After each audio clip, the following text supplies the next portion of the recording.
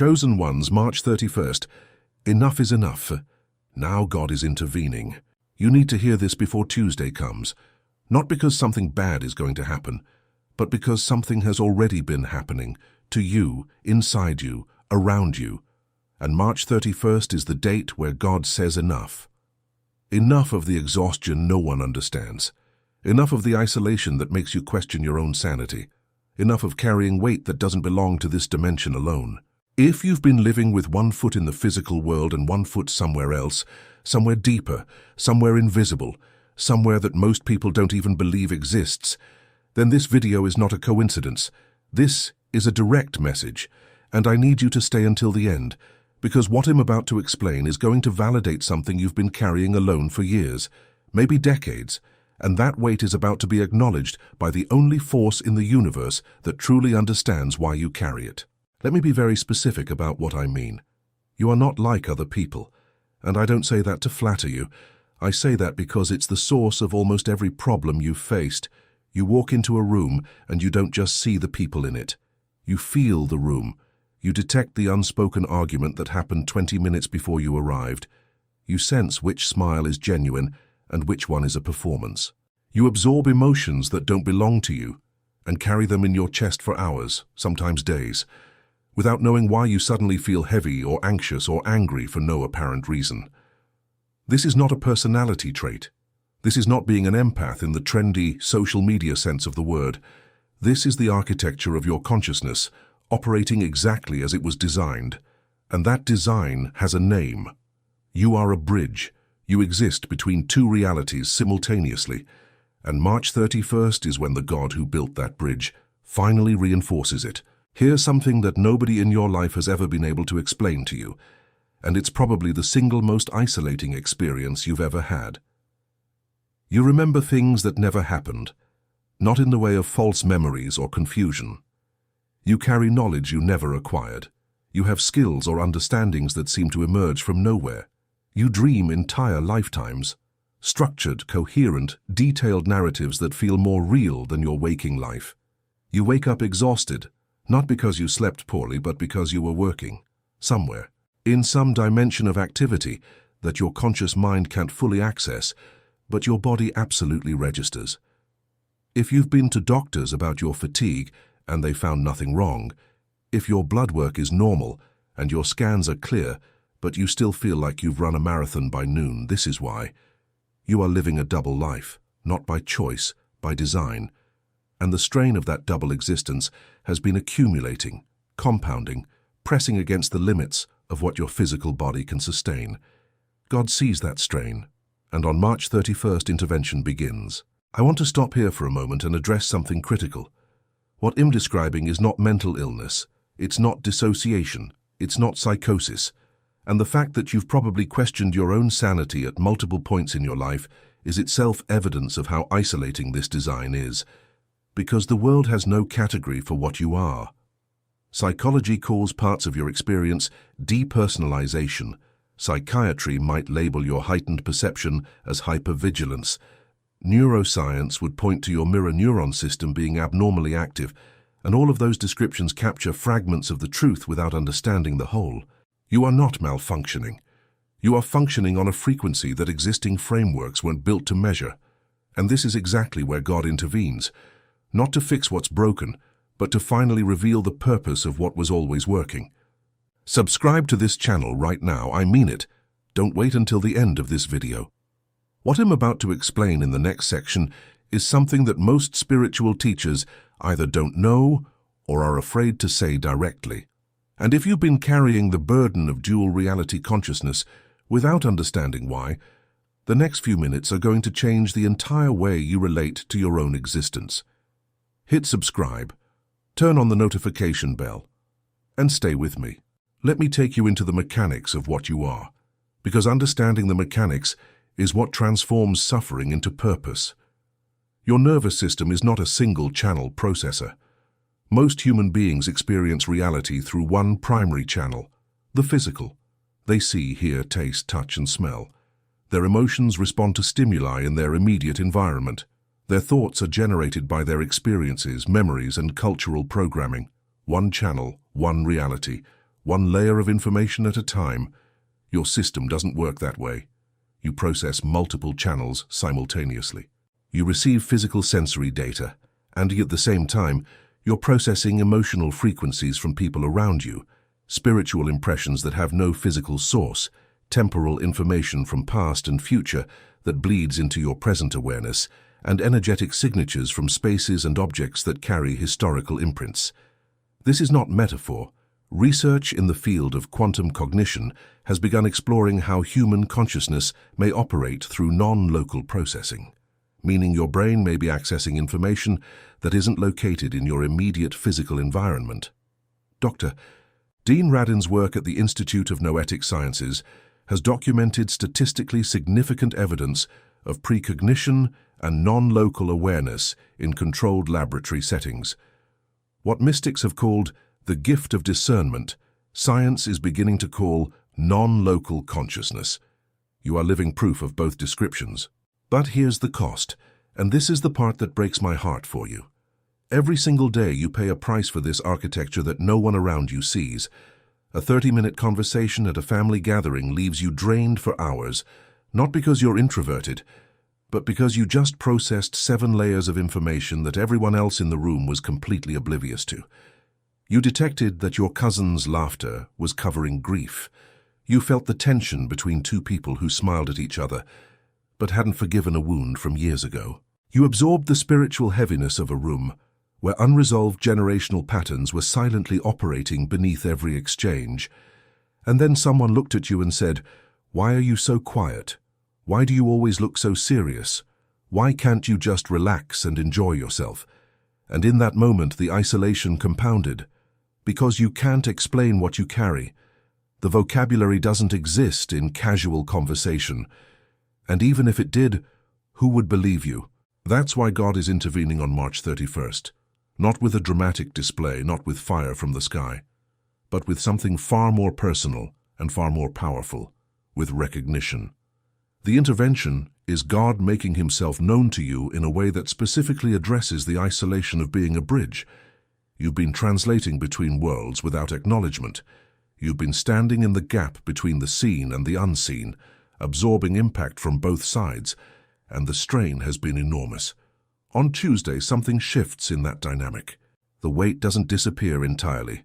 That's not how bridges work. But the support structure changes. You're going to feel it physically. A lightness in your chest that you haven't felt in months, maybe years. A breath that goes deeper than your usual breathing allows. A moment where the noise, the constant, relentless input from multiple dimensions, goes quiet. Not forever, but long enough for you to hear something you've been too overwhelmed to receive. And what you hear in that silence is going to realign everything. Drop a comment right now with the word bridge if you have ever felt like you exist between 2 worlds. If you felt too logical for spiritual people and too spiritual for logical people. If you've never fully fit into any group, any community, any category. Comment bridge because I want you to see that you are not alone in this experience.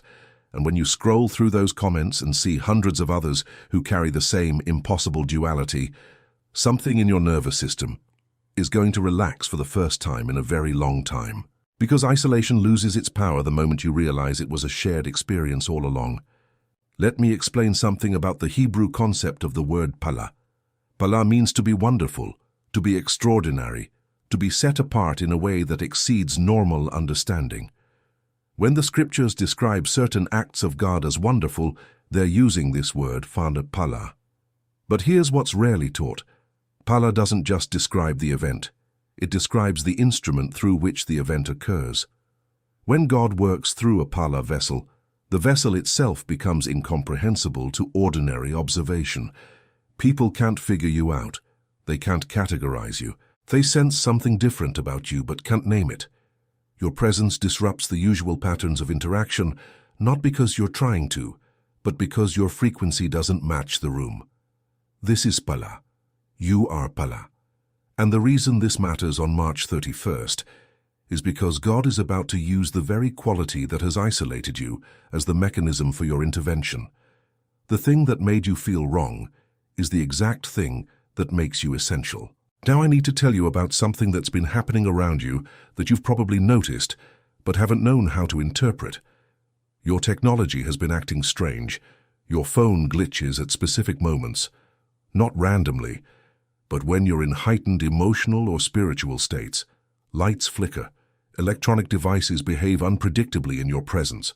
Watches lose time on your wrist. Wi-Fi drops when you walk into certain rooms. If you've experienced this, I need you to understand what's happening at a physical level. Your body generates an electromagnetic field. Every human body does. But research has shown that this field varies significantly in strength and coherence from person to person. The HeartMath Institute has documented that the heart's electromagnetic field extends several feet beyond the body and can influence the electrical systems of nearby devices and even the physiological rhythms of other people. Your field is stronger than average, not because you're trying to project it, but because you are processing energy from multiple dimensional sources simultaneously, and that processing generates a measurable increase in electromagnetic output. The technology around you isn't malfunctioning. It's responding to you. And on March 31st, that field intensifies. Be aware of it. Don't be alarmed by it. It's a sign that the intervention is physically present, not just spiritually conceptual. Like this video right now. Not for me. For the algorithm that connects this message to every other person on this planet who is carrying the weight of dual reality consciousness and doesn't know why. When you press that button, you're not just supporting a channel. You're extending a lifeline to someone who is right now at this exact moment questioning whether they're losing their mind because they feel things that nobody around them can validate. Your like might be the thing that puts this video in their feed. And that could change everything for them, so press it. Press it as an act of service to someone you'll never meet, but who needs exactly what you've just heard. Let me go deeper into what's happening on March 31st specifically, because I want you to enter Tuesday with precise understanding, not vague hope. There are 3 phases to this divine intervention, and they unfold in sequence. The first phase is the silencing. At some point on Tuesday, and you won't be able to predict exactly when, the constant input that your system processes will go quiet. The background noise of other people's emotions, the ambient spiritual data, the electromagnetic chatter from the invisible realm, all of it will suddenly reduce. This will feel disorienting at first. You're so accustomed to the noise that silence feels like something is wrong. It's not wrong. It's God clearing the channel. Think of it like a radio station that stops broadcasting every other signal, so you can hear one clear frequency. That one frequency is the message meant specifically for you. Pay attention to what enters your awareness during this silence. It won't be dramatic. It'll be quiet, precise. A thought that doesn't feel like it originated in your own mind. An understanding that arrives fully formed, without the usual process of reasoning through steps. A knowing. That knowing is the intervention. Receive it. The second phase is the recalibration. After the silence delivers its message, your system begins adjusting. This might happen Tuesday evening or extend into Wednesday. During this phase, your body is literally resetting its baseline. The chronic fatigue begins to shift, not vanish overnight, but you'll notice a different quality to your energy. It's as if your system has been running on a processor that was handling too many background applications, and God just closed the unnecessary ones. You'll feel lighter, clearer. Your thoughts will have more precision and less noise. Decisions that have been foggy for weeks will suddenly have obvious answers. This isn't because the decisions changed. It's because your processing capacity just increased. The bridge didn't get narrower. The traffic got organized. The third phase is the deployment, and this is the one that matters most long-term. After the silencing and the recalibration, you enter a phase where your dual reality consciousness stops being a burden and starts being operational. Operational means that instead of passively absorbing information from multiple dimensions, you begin actively directing it. You stop being overwhelmed by the input and start using it with intention. The conversations you have after this shift will be different. People will tell you things they've never told anyone.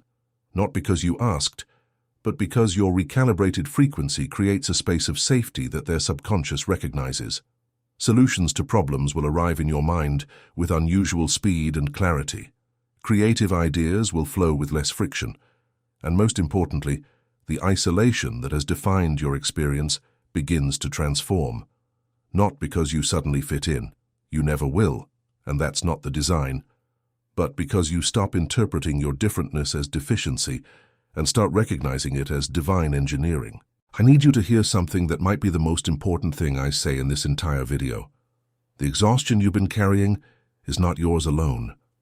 Part of the fatigue you feel every day comes from the fact that you've been doing spiritual work that you were never consciously assigned, but that your system performs automatically. You intercept negative energy in environments and transmute it without knowing you're doing it. You carry emotional weight for family members who have never processed their own pain. You absorb generational patterns, trauma, limitation, fear, and your consciousness works to break those patterns, burning enormous amounts of energy in the process. You are not tired because you are weak. You are tired because you have been working at a scale that would overwhelm most people's systems in hours. And God sees every single unit of energy you've spent. Every sleepless night. Every moment of confusion. Every time you questioned why life felt so much harder for you than for everyone else. He sees it. And March 31st is his answer. Enough. The season of unacknowledged labor is ending. The bridge is being reinforced. The weight is being redistributed. You will still carry. That's what bridges do. But you will no longer carry alone, and you will no longer carry without understanding why. Share this video with someone right now. Not everyone. Someone specific. Someone you've sensed carries the same invisible weight. Someone whose eyes hold a depth that others don't seem to notice. Someone who disappears into solitude not because they're antisocial, but because they need to reconnect with a reality that most people don't access. Send it to them. Don't explain why. Just send it. If they're meant to receive it, the first 30 seconds will grip them the same way it gripped you. And if they watch to this point, they'll know, finally, that they're not alone. Let me address the technology piece one more time, because there's a practical dimension to this that you need to understand heading into Tuesday. Your electromagnetic signature is going to be elevated during the intervention. This means electronics in your immediate vicinity may behave more erratically than usual. Your phone might restart. Your car's dashboard lights might flicker. Your computer might freeze at a moment that feels oddly significant. Don't panic. Don't assign negative meaning to it. These are physical reverberations of a spiritual process.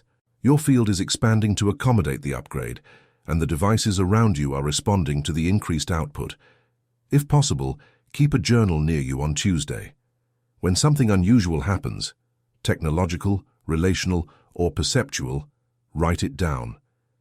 You'll want a record of this day, not because anyone else needs to believe it, but because you will need to reference it later when the rational part of your mind tries to convince you that nothing happened.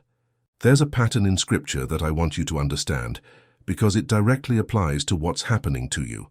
Throughout the Bible, every person God used as a bridge between realms experienced the same sequence. Moses stood between God and Israel, and the strain nearly killed him until God restructured his support system through Jethro's advice. Elijah stood between prophetic truth and a hostile kingdom, and the exhaustion drove him to collapse under a tree until God sent provision and rest. Daniel operated between Babylonian power and divine revelation, and the visions left him physically ill for days until his strength was restored. In every case, the pattern is identical. The bridge reaches a point of maximum strain. The person operating as the bridge reaches the edge of what they can sustain. And then God intervenes, not to remove them from the role, but to reinforce them within it. You are at that point of maximum strain right now. You've reached the edge, and March 31st is the intervention moment that every bridge before you has experienced. You are not the first to carry this weight. You are not the first to break under it, and you will not be the first to be reinforced. I want to speak directly to something that you've been afraid to say out loud. You've wondered if you're going crazy, genuinely wondered. There have been moments, maybe late at night, maybe in the middle of a crowded room, where the gap between what you perceive and what everyone else seems to experience was so vast that you questioned your own grip on reality. You've thought about seeking psychiatric evaluation, Not because you believe something is clinically wrong, but because the loneliness of unexplained perception becomes unbearable enough that any label, even a clinical one, would at least give you a framework. I need you to hear this with every fiber of your being. You are not losing your mind. You are operating your mind at a level that exceeds the standard manual. There is no diagnostic code for bridge consciousness. There is no medication for multidimensional perception. And the fact that you've carried this without external validation for as long as you have is not evidence of weakness. It's evidence of a resilience that should be impossible. That resilience is about to be rewarded. Not with applause, not with recognition from the people around you, but with the one thing you've actually been craving beneath every other desire: understanding. On Tuesday, you will understand yourself in a way that you never have before.